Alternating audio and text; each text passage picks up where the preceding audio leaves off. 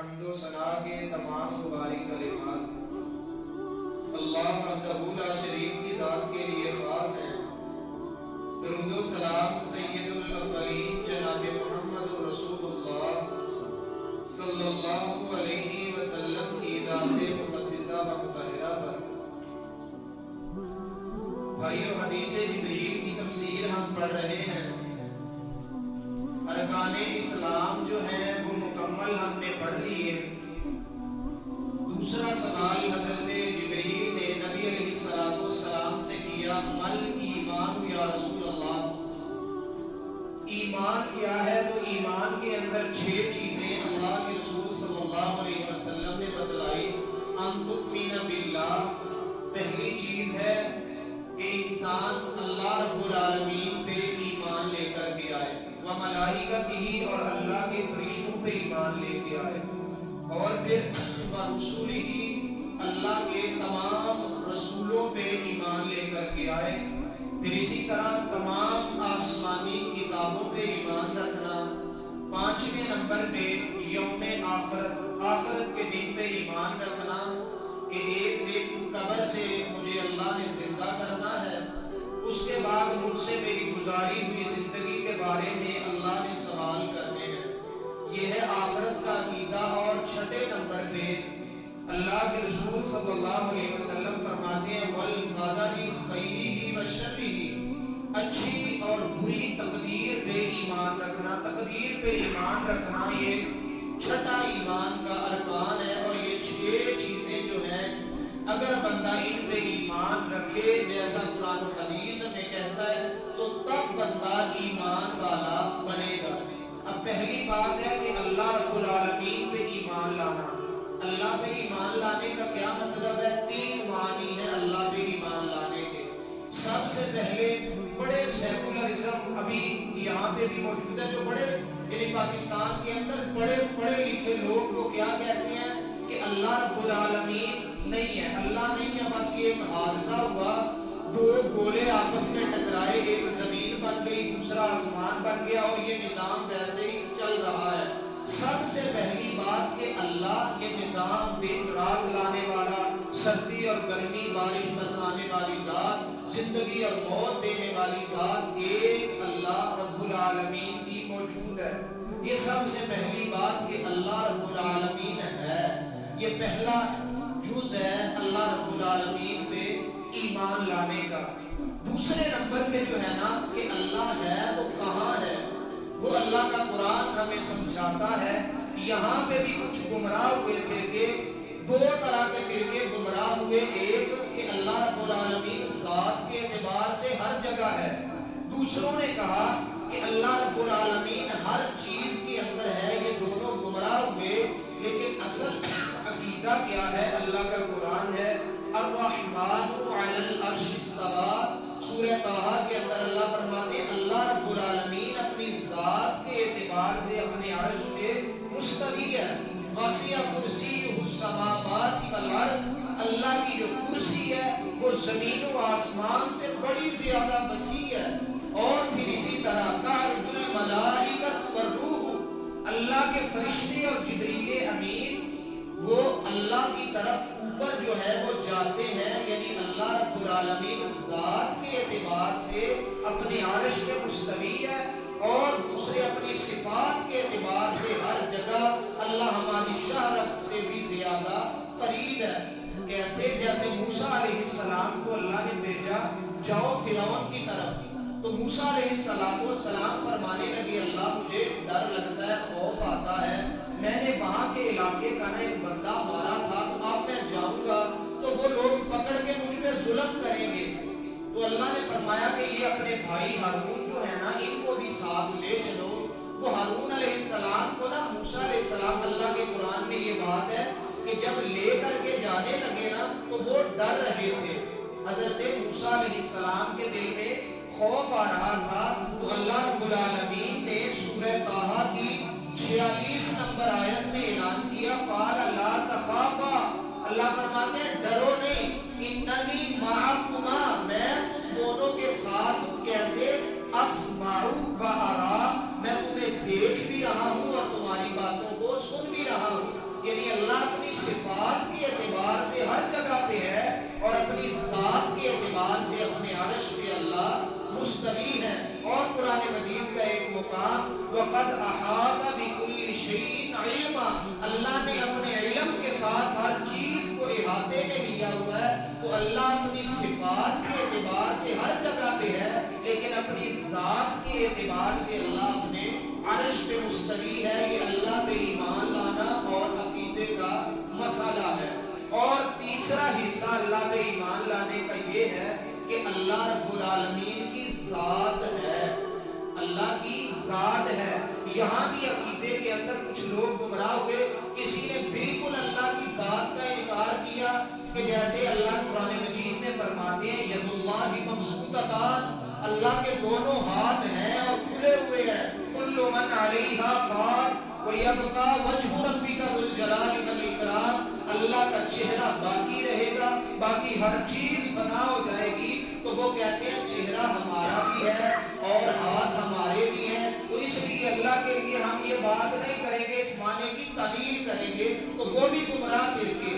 اللہ کے ہاتھ ہیں، کیا عقیدہ رکھنا چاہیے؟ اللہ کی جو صفات قرآن مجید میں بیان ہوئی ہے وہ ہے کیسی ہے؟ جیسی اللہ کے شان کے لائق ہے. اللہ رب العالمین کی پتلی ہے. اللہ کے سورہ قلم میں فرماتے ہیں یوم یکشف عن ساق ویدعون الی السجود. اللہ فرماتے ہیں جب نا قیامت کا دن ہوگا اللہ 70,000 نور کے پردے کھول کر کے لوگوں کو بلائیں گے سجدے کی طرف. تو کچھ لوگ اللہ کا قرآن فلا یستطیعون، وہ بدبختوں کے ذریعے آ جائیں گے کمروں کے اندر اور وہ اللہ کے سامنے جھک نہیں سکیں گے اور اللہ سے پوچھیں گے لوگ یا اللہ یہ کیا ہوا؟ آج تیری پتلی کا دیدار کر کے بڑی انسانیت سجدہ کر رہی ہے اور ان بدبختوں کو سجدے سے محروم کیوں کر دیا؟ تو آگے اللہ کا قرآن کہتا ہے وَقَالُوا يُدْعَوْنَ مِن قَبْلِ، اس سے پہلے ان کو سجدے کی طرف بلایا جاتا تھا دنیا میں وَهُمْ صَالِحُونَ، میں نے انہیں جوانیاں دی تھی، صحت دی تھی، تندرستی دی تھی اور مؤذن 5 بار انہیں سجدے کی طرف بلاتا تھا. وَهُمْ صَالِحُونَ، یہ صحیح سلامت ہوتے تھے لیکن تب یہ سجدہ نہیں کرتے تھے. تو آج بھی میں نے ان سے سجدے کی توفیق کو چھین لیا ہے. ترہقہم ذلہ، ان کے چہروں پہ ذلت چھائی ہوئی ہوگی اور یہ ذلیل ہو جائیں گے اللہ کے دربار میں اور وہی جنت اور جہنم کا تو فیصلہ ہو جائے گا جب ان کے کمروں کے اندر سریے آ جائیں گے اور یہ اللہ کو سجدہ ہی نہیں کر سکیں گے. تو اللہ کی پتلی ہے کیسی ہے؟ جیسی مالک کی شان کے لائق ہے. ایسے ہی اللہ رب العالمین کا چہرہ ہے وَيَبْقَى وَجْهُ رَبِّكَ ذُو الْجَلَالِ وَالْإِكْرَامِ، اللہ ذو الجلال والاکرام کا چہرہ جو ہے وہ باقی رہے گا. وہی چہرہ کہ جب جنتی جنت میں جائیں گے نا اللہ پوچھے گے راضی تم راضی ہو؟ جنتی کہیں گے ما لنا لا نرضى ربنا، اللہ اب بھی راضی نہیں ہونا تو کب ہونا ہے؟ ساری نعمتیں جو زبان پہ آتی نہیں دل میں خیال آتا ہے وہ مل جاتا ہے. اللہ اب بھی راضی نہیں ہونا تو کیسے راضی ہوں گے؟ تو نبی علیہ السلام فرماتے اللہ فرمائیں گے باقی اللہ کا شہید، وہ میرے بندوں دنیا میں تم نماز میں کھڑے ہوتے تھے اللہ اکبر میری بڑائی بیان کر کے، میں تمہیں نظر نہیں آتا تھا، رکوع بھی کرتے تھے، سجدے میں جاتے تھے، تصور ہوتا تھا، خیال ہوتا تھا کہ آسمان والی ذات کو ہم سجدہ کر رہے ہیں. آج تمہیں اللہ اپنا دیدار کروائیں گے اور نبی علیہ السلام فرماتے ہیں اللہ کے دیدار میں جو لذت آئے گی نا اس کے مقابلے میں دنیا کی جو ہے نا وہ جنت کی ساری نعمتیں ہیچ نظر آئیں گی. اللہ کے دیدار کی لذت ساری نعمتوں سے بڑھ کر ہوگی. وہی اللہ رب العالمین کا چہرہ اللہ کا چہرہ ہے. اللہ کی صفات ہے کیسی ہیں؟ جیسی آسمان والے رب کے لائق ہے. یہ ہے اللہ رب العالمین پہ ایمان لانا. ایسے ہی ایک عمل ہے محبت کرنا. دل ہے نا ہر انسان کے دل کے اندر اللہ نے محبت رکھی ہے. وہ محبت بھی صرف اور صرف خالصتاً جو ایک محبت ہوتی ہے فطری محبت، جیسے والدین کو اولاد سے، بھائی کو بھائی سے، بھائی کو بہنوں سے، بیٹے کو ماں سے، ماں کو بیٹے سے، فطری محبت. اور ایک ہوتی ہے ایسی محبت اللہ کے لیے. اللہ کا قرآن ہے وَمِنَ النَّاسِ مَن يَتَّخِذُ مِن دُونِ اللَّهِ أَندَادًا يُحِبُّونَهُمْ كَحُبِّ اللَّهِ، اللہ سے محبت. وَالَّذِينَ آمَنُوا أَشَدُّ حُبًّا لِلَّهِ، ایمان والے اللہ سے سختی سے محبت کرتے ہیں. ایسی محبت کہ جب اللہ کے بارے میں بات آئے تو ان کی غیرت جوش میں آ جاتی ہے، وہ والی محبت۔ اللہ کا قرآن ہے، اللہ رب العالمین فرماتے ہیں وَإِذَا ذُكِرَ اللَّهُ وَحْدَهُ، جب ایک اللہ کا ان کے سامنے ذکر کیا جائے۔ اور پہلی بات اللہ دوسرے سپارے میں وَمِنَ النَّاسِ مَن يَتَّخِذُ مِن دُونِ اللَّهِ أَندَادًا، لوگوں میں سے کچھ ایسے لوگ ہیں جو اللہ کے شریک بنا لیتے ہیں، لوگوں میں سے، انسانوں میں سے اللہ کے شریک بنا لیتے ہیں۔ کیسے بنا لیتے ہیں؟ ان کی عبادت کرتے ہیں؟ نہیں، صرف ایک کام کرتے ہیں، یحبونہم کحب اللہ، وہ ان سے ایسے محبت کرتے ہیں جیسے اللہ سے محبت کرنی تھی۔ والذین آمنوا، اور جو ایمان والے پکے مومن ہوتے ہیں نا، اشد حبا للہ، وہ صرف اور صرف اللہ سے سختی والی محبت کرتے ہیں۔ جہاں اللہ کی بات آ جائے وہاں کسی اور کی بات نہیں، جب اللہ کا حکم آ جائے وہاں ساری محبتیں، سارا ٹھکرا دیا، اللہ کی محبت کو مقدم رکھتے ہیں۔ ان کے بارے میں اللہ کا قرآن کہتا ہے وَإِذَا ذُكِرَ اللَّهُ وَحْدَهُ اشْمَأَزَّتْ قُلُوبُ الَّذِينَ لَا يُؤْمِنُونَ بِالْآخِرَةِ، ایسے بدبختوں کے سامنے جب ایک اللہ کا ذکر آتا ہے نا، توحید کی بات آتی ہے، اشْمَأَزَّتْ قُلُوبُ الَّذِينَ لَا يُؤْمِنُونَ بِالْآخِرَةِ، یہ اندر سے اڑتے ہیں، انہیں غصہ آتا ہے اس پہ کہ یہ کیوں اللہ کی بات کر رہا ہے۔ وَإِذَا ذُكِرَ الَّذِينَ مِن دُونِهِ، جب اللہ کے علاوہ ان کے ان انسان کا یا اس بزرگ کا یا جو بھی اس نے بنایا ہوا ہے اس کا ذکر ہونا، تو اس کو راتوں کی نیند قربان کرنی پڑے تو اللہ کہتے ہیں کر جاتا ہے، اس کے راستے میں مال دینا پڑے تو دے جاتا ہے، اور پھر جب وقت کی قربانی وَهُمْ فَإِذَا هُمْ يَسْتَبْشِرُونَ، یہ بڑا خوش ہوتا ہے، جتنی دیر بٹھا لو بیٹھ جاتا ہے، لیکن جب مسئلے کی بات ہو، توحید بیان ہو، تو اشمئزت قلوب الذین، ان کے دل اڑتے ہیں اندر سے، اشمئزت تنگ ہوتے ہیں دل ان کے، ان سے سننا برداشت ہی نہیں ہوتا۔ یہ ہے وَإِذَا ذُكِرَ اللَّهُ وَحْدَهُ، جب ایک اللہ کا ذکر کیا جائے تو یہ اندر سے ایسے ذلیل لوگ اڑتے ہیں۔ اور آگے اللہ کا تَرْحَقُهُمْ ذِلَّةٌ، قیامت کا دن ہوگا، تَرْحَقُهُمْ ذِلَّةٌ، ان کے چہروں پہ ذلت ہوگی۔ ایک اور مقام قرآن کا ان وَوُجُوهٌ يَوْمَئِذٍ عَلَيْهَا غَبَرَةٌ، قیامت والے دن یہ آئیں گے تو ان کے چہرے غبار آلود ہوں گے۔ تَرْحَقُهَا قَتَرَةٌ، ان پہ سیاہی چھائی ہوئی ہوگی، اور دور سے جیسے اللہ قرآن میں فرماتے ہیں نا یُعْرَفُ الْمُجْرِمُونَ بِسِیمَاهُمْ، مجرم لوگ اپنے چہرے کی نشانیوں سے پہچانے جائیں گے کہ یہ بندے مجرم ہیں۔ تو وہ کیسے کہ قیامت والے دن ان کے چہروں پہ سیاہی جو ہے وہ چھائی ہوئی ہوگی۔ تو ایسے جب اللہ کا ذکر آتا ہے تو ان کے دل جو ہیں وہ اڑ جاتے ہیں، اڑتے ہیں اندر سے کہ کیوں ہو رہا ہے ایسی بات۔ اور جب مسئلہ اور توحید بیان ہو رہی ہو تو یہ اندر سے ایسے ان کو تکلیف محسوس ہوتی ہے۔ جب ان کے دوسروں کا ذکر ہو تو جو ان سے کروا لیا جائے یہ کر گزرتے ہیں، مال کی قربانی، وقت کی قربانی، نیند کی قربانی، اپنی اولاد کی قربانی، ہر چیز دے ڈالتے ہیں۔ تو یہ چیز ہے۔ آگے اللہ فرماتی ہیں دوسری بات کہ جب اللہ پہ ایمان لانا ہے نا تو پھر اللہ کے بارے میں بندے کے دل میں غیرت بھی ہونی چاہیے اللہ کے معاملے میں۔ تو وہ بھی بات اللہ رب العالمین قرآن مجید میں فرماتے ہیں نا وَمِنَ النَّاسِ، لوگوں میں سے بعض لوگ ایسے، وہ کیسے محبت ہے ان سے کہ جب ان کا ذکر، ان کی گستاخی ہو تو تب جو ہے نا ان کے چہرے سرخ بار، اور یہ برداشت ہی نہیں کرتے۔ لیکن اللہ رب العالمین کی گستاخیاں ہو رہی ہوں تو ان کو پتہ ہی نہیں چلتا، ان کو پرواہ ہی نہیں ہوتی۔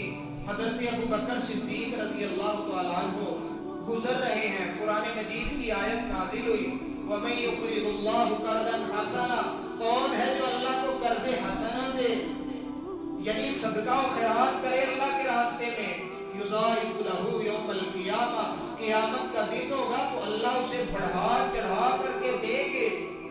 تو وہ مذاق اڑانے لگے، یہودی بیٹھے ہوئے، ان میں سے ایک بڑا پادری ان کا کہنے لگا حضرت ابوبکر کو دیکھ کے نا کہ دیکھو مسلمانوں کا رب فقیر ہو گیا، اب مسلمانوں سے قرضے مانگ رہا ہے۔ تو حضرت ابوبکر آئے اور اس سے لڑے، تھپڑ مارے، تو انہوں نے نا پکڑ کر کے رسول اللہ صلی اللہ علیہ وسلم کے پاس لے آئے۔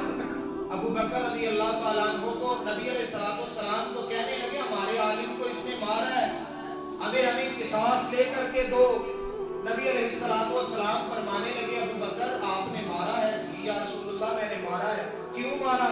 یا رسول اللہ اس نے اللہ کے بارے میں یہ جملے کہے، میرے ایمان نے برداشت ہی نہیں کیا کہ ابو بکر کی رگوں میں خون دوڑ رہا ہو، سانسیں ابو بکر کی چل رہی ہو اور ابو بکر کے رب کی کوئی گستاخی کر جائے۔ یا رسول اللہ یہ گوارا ہی نہیں، ابو بکر گواہ پیش کرو، عدالت میں گواہ ہوتے ہیں۔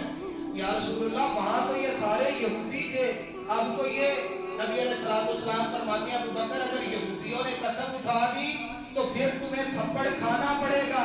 پھر آسمان والے رب نے اعلان کیا، اللہ نے قرآن نازل کر دیا جو قیامت تک ابو بکر کی گواہی دے گا۔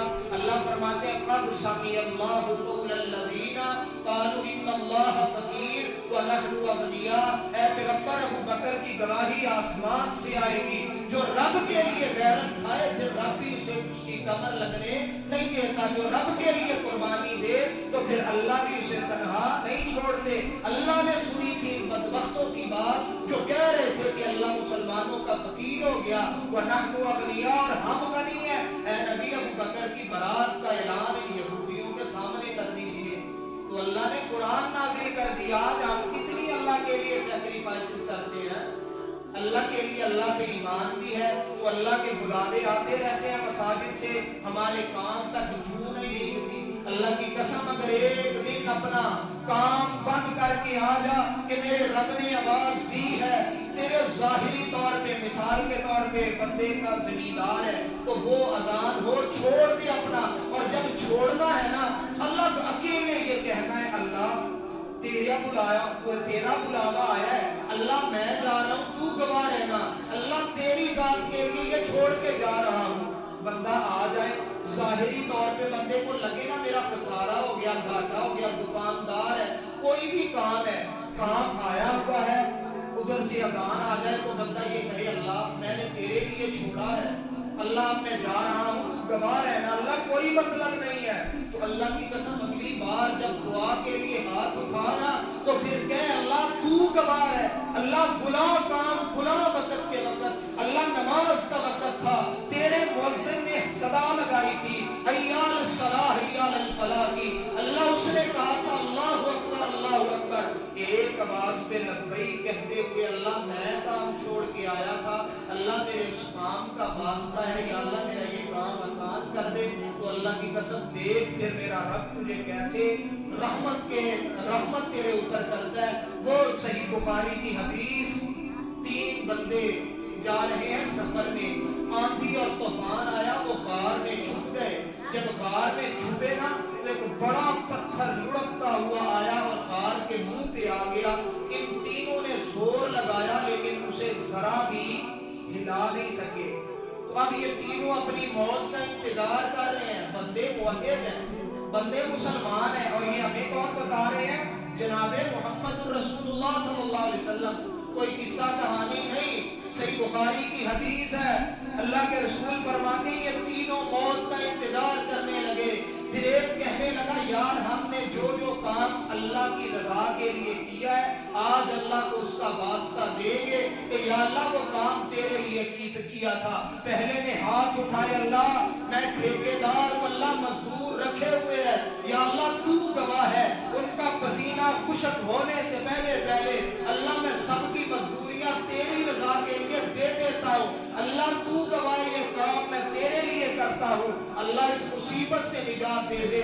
دوسرا بولا یا اللہ تو نے حکم دیا ہے ماں باپ کے ساتھ حسن سلوک کرنے کا، اللہ تو گواہ ہے میں بکریوں کا چرواہا، بکریاں لے جاتا ہوں دور دراز، اے اللہ تو گواہ ہے ایک دن میں دور لے گیا، اللہ میں جب لے کر کے آیا میری روٹین یہ ہے میں بکریوں کا دودھ دھو کر کے سب سے پہلے ماں اور باپ کو دیتا ہوں، اللہ وہ میرے بوڑھے ماں باپ میں مجھے دیر ہو گئی آتے ہوئے، اللہ وہ سو چکے تھے لیکن اللہ تو گواہ ہے جب میں آیا میں نے روٹین کے مطابق وہ دودھ نکالا، اللہ میں لے کر کے ان کے سرہانے کھڑا ہو گیا، اللہ میں نے گوارا نہیں کیا یہ بوڑھے والدین ہیں مشکل سے نیند آئی ہوگی، بوڑھوں کو نیند بھی مشکل سے آتی ہے، اللہ تیری رضا کے لیے میں نے انہیں جگایا نہیں، اللہ میں انتظار کرتا رہا، اللہ میرے چھوٹے چھوٹے بچے تھے میرے پاؤں سے بلک بلک کر کے بھوک کی وجہ سے وہی سو گئے، اللہ میں نے روٹین کی بدلی،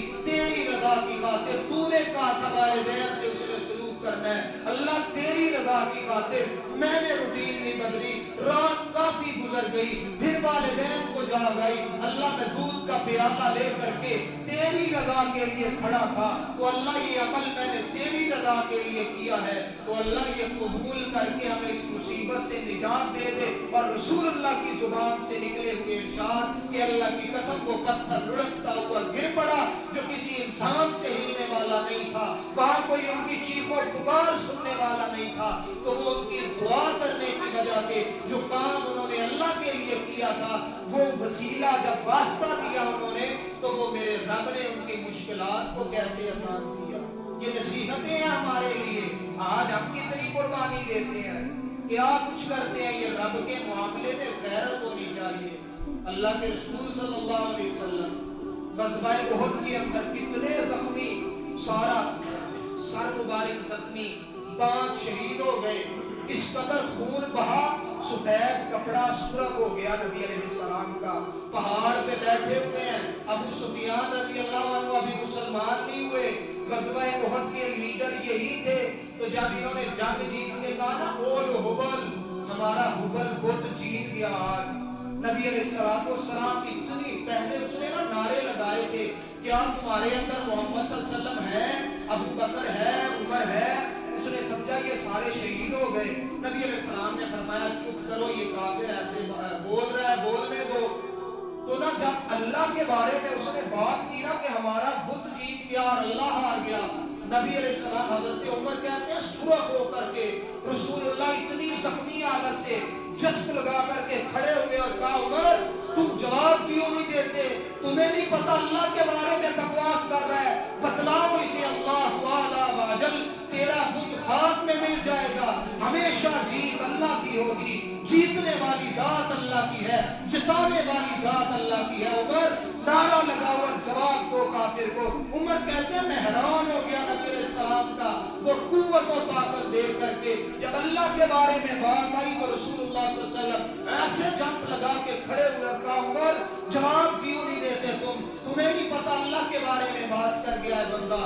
تو نبی علیہ السلام اللہ کے بارے میں یہ غیرت ہر مسلمان کے اندر ہونی چاہیے، یہ غیرت مند بندہ غیرت مند ہو، ایسے ہی جیسے جنت کے دروازوں پہ لکھا ہوگا لا يدخل الجنت قاطع، آقا کی حدیث ہے کہ جنت میں قطع رحمی کرنے والا، رشتوں کو توڑنے والا نہیں جا سکتا، جیسے جنت میں لکھا ہوگا لا يدخل الجنت مشرک، مشرک کا داخلہ جنت میں ممنوع ہے، ایسے ہی جنت کے باہر لکھا ہے لا يدخل الجنت دیوس، دیوس بندہ اللہ کی جنت میں نہیں جا سکتا، جو بغیرت ہے بندہ وہ جنت کا وارث نہیں بن سکتا۔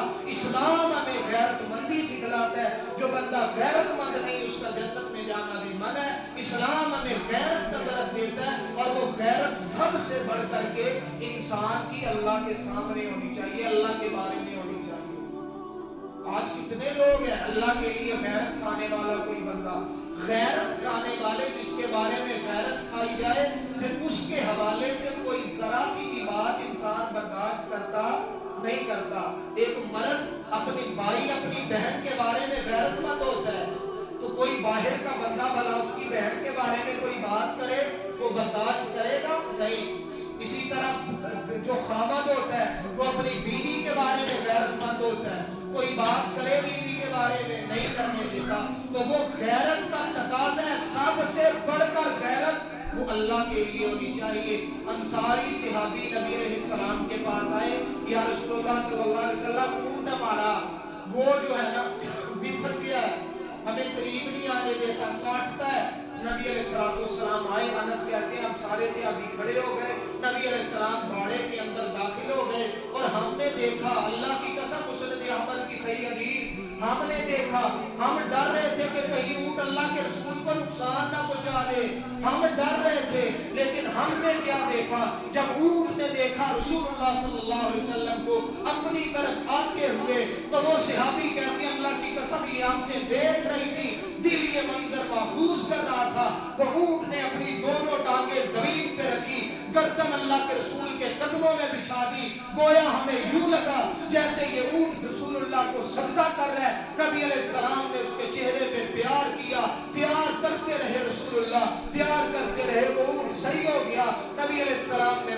کہا اس سے کام کم لیا کر، چارہ اس کو زیادہ ڈالا کر۔ صحابہ کہتے ہیں ہم نے وہ منظر دیکھا، ایمان ہمارا بڑا بڑھ گیا تھا۔ یا رسول اللہ صلی اللہ علیہ وسلم یہ تو جانور تھا، بے زبان تھا، عقل نہیں تھی۔ آقا ہمارے اندر تو عقل ہے، زبان ہے، ہمیں اجازت دیجئے جیسے جانور نے سجدہ کیا ہم بھی سجدہ کیا کریں۔ نبی علیہ السلام کا چہرہ سرخ، لا لا لا، نہیں نہیں صحابہ تمہیں نہیں پتا یہ سر جس نے بنایا ہے جھکے گا بھی اس کے سامنے۔ میں محمد صلی اللہ علیہ وسلم اگرچہ دونوں جہانوں کا سردار ہوں لیکن لا یسلح لبشر ان یسجد لبشر، کسی انسان کے لیے جائز نہیں وہ دوسرے کو سجدہ کر دے۔ تو اے میرے صحابہ سجدہ اللہ کے لائق ہے۔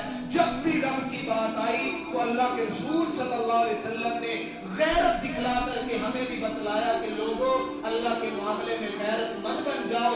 یہ ہے پہلا جز ایمان کا کہ اللہ پہ ایمان لانا ہے کہ اللہ ہے، موجود ہے۔ پھر دوسرے نمبر پہ کہ اللہ رب العالمین کی ذات ہے، اور کہاں ہے؟ تیسرے نمبر پہ اپنے عرش پہ۔ اللہ اپنے ذات کے اعتبار سے اپنے عرش پہ مستوی ہے، اور اللہ اپنی صفات کے اعتبار سے اس مثال کو یوں سمجھیے جیسے رات کا وقت ہو، چاند چمکتا ہے نا، چاند کہاں ہے؟ اوپر آسمانوں پہ، لیکن اس کی چاندنی کہاں ہے؟ ہر جگہ پہ ہے۔ یہاں پہ کمر پہ بندہ کھڑا ہو تو اس کو لگتا ہے چاند میرے ساتھ ہے، یہی بندہ ہزاروں کلومیٹر دور سعودیہ میں کسی اور ملک میں کھڑا ہو، چاند اسے وہاں بھی دکھائی دیتا ہے، وہ سمجھتا ہے چاند میرے ساتھ ہے۔ تو چاند کہاں ہے؟ آسمانوں پہ، اس کی چاندنی ہر جگہ۔ ایسے ہی میرا رب جو ہے وہ آسمانوں کے اوپر اپنے عرش پہ ہے، لیکن اللہ کی صفات، اللہ دیکھنے سننے کے اعتبار سے وہ اللہ رب العالمین ہر جگہ پہ موجود ہے، اللہ ہر کہیں پہ ہے اپنی صفات کے اعتبار سے۔ یہ عقیدے کا مسئلہ ہے، اور عقیدہ ہے ہر مسلمان کا ہونا چاہیے، اور یہ ایمان کا پہلا رکن ہے۔ جیسے اسلام کے 5 رکن ہے نا، ایمان کے 6 رکن ہے۔ بندہ 5 ارکان پہ عمل کر کے سچا مسلمان بنتا ہے، پھر اس کے بعد بندہ 6 ارکان پہ عمل کر کے پکا مومن بنتا ہے۔ یہ ایمان کے ارکان ہیں۔ پہلا رکن اللہ پہ ایمان لانا، دوسرا اللہ کے رسولوں پہ ایمان لانا، تیسرے نمبر پہ نبی علیہ السلام نے فرمایا آسمانی کتابوں پہ، فرشتوں پہ ایمان لانا، آخرت کے دن پہ ایمان لانا، اور چھٹے نمبر پہ اچھی اور بری تقدیر پہ ایمان لانا۔ تقدیر کا معنی کیا ہے؟ بعض بندے ابھی بات آئی ہے، تقدیر کا معنی کیا ہوتا ہے؟ تقدیر کا معنی ہوتا ہے اندازہ لگانا۔ اللہ رب العالمین نے نا وہ سارا لکھا ہوا ہے، اب ہمیں ہمارے ساتھ 4 سال پہلے کیا ہوا تھا ہمیں پتا نہیں ہے، آئندہ کیا ہوگا ہمیں پتا نہیں ہے، اب دنیا کے اندر کیا ہو رہا ہے ہمیں پتا نہیں، اب ہم یہاں پہ موجود ہیں، باہر کیا ہو رہا ہے ہمیں پتا نہیں ہے، لیکن اللہ رب العالمین کا علم جو ہے وہ کامل ہے۔ اب نا بعض لوگ کہتے ہیں کہ جب تقدیر میں لکھا ہی تھا تو ہم نے یہ غلط کام کرنا ہی تھا نا، وہ غلط کام کس کے ذمے میں؟ اللہ کے ذمے میں ڈالتے ہیں کہ یہ تو بس تقدیر میں لکھا ہے نا، ہم نے کھانا کھانا ہے۔ یہ مثال سمجھیے گا، ہم نے کھانا کھانا ہے، اب کھانا آگے رکھ کے اپنے ہاتھ پیچھے رکھ کے بندہ بیٹھا رہے کہ قسمت میں ہوگا، تقدیر میں ہوگا تو خود بخود کھایا جائے گا، ایسا نہیں نہ ہوتا۔ کھانا کھانے کے لیے ہمیں اپنے ہاتھ آگے کرنے پڑتے ہیں، نوالے بنانے پڑتے ہیں، پھر اسے اپنے سالن کے اندر لگانا پڑتا ہے، پھر اسے منہ میں ڈالنا پڑتا ہے۔ تو ایسے ہی اللہ رب العالمین کے دین کی خاطر ہمیں نماز پڑھنی ہوگی، جنت میں جانے کے لیے سچ بولنا ہوگا، گالیوں سے پرہیز کرنا ہوگا، کسی کا حق کھانا نہیں کھانا ہوگا، اسی طرح بہنوں کے حق، بیویوں کے حق، بیٹیوں کے حق کو دینے پڑیں گے، وگرنہ قیامت والے دن اللہ رب العالمین سخت قسم کی پکڑ کر کے جہنم کا ایندھن بنا دیں گے۔ تو اللہ رب العالمین سے دعا ہے کہ اللہ تعالی ہمیں جو کچھ سنایا میرے سمیت ہم سب بھائیوں کو اس پہ عمل کرنے